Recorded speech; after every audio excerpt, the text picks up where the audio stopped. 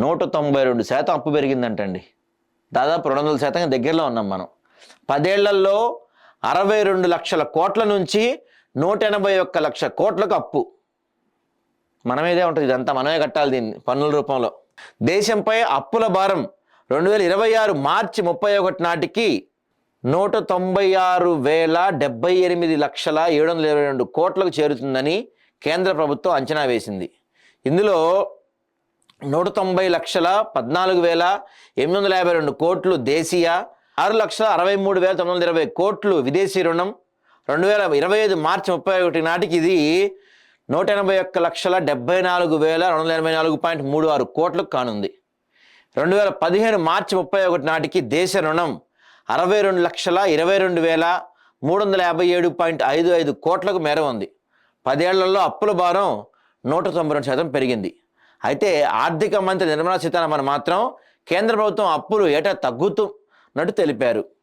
జీడీపీలో రుణ నిష్పత్తి తగ్గుతూ పోతుందన్నారు. ఈ ఏడాది ఆర్థిక లోటు 4.8% తగ్గిందని, 2025-26లో దాన్ని 4.4కు తగ్గించాలని లక్ష్యంగా పెట్టుకున్నారు.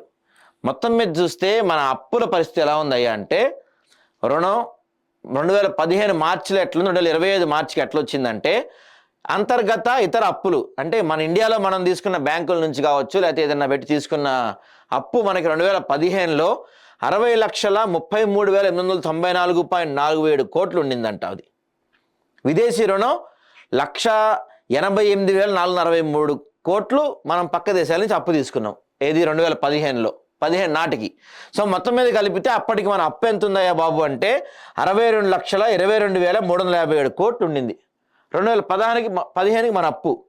మరి ఇప్పుడేమైంది బాబు అది అంటే, ఈ అంతర్గత రుణం అయితే దాదాపు 1,75,55,988 కోట్లు.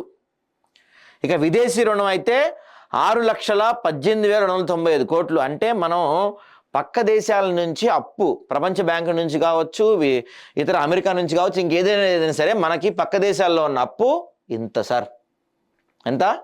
6,18,295,000.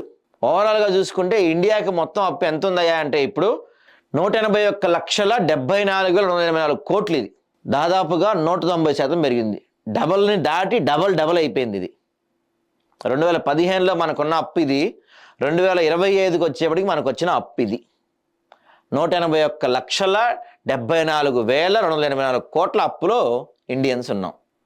ఇది మనం సాధించిన ప్రగతి 10 ఏళ్లలో మోడీ తాత వచ్చిన తర్వాత. సరే 2015లో అప్పటి నుంచి 14 నుంచే కదా మోడీ వచ్చింది, ఇది 3వ టర్మ్ కదా.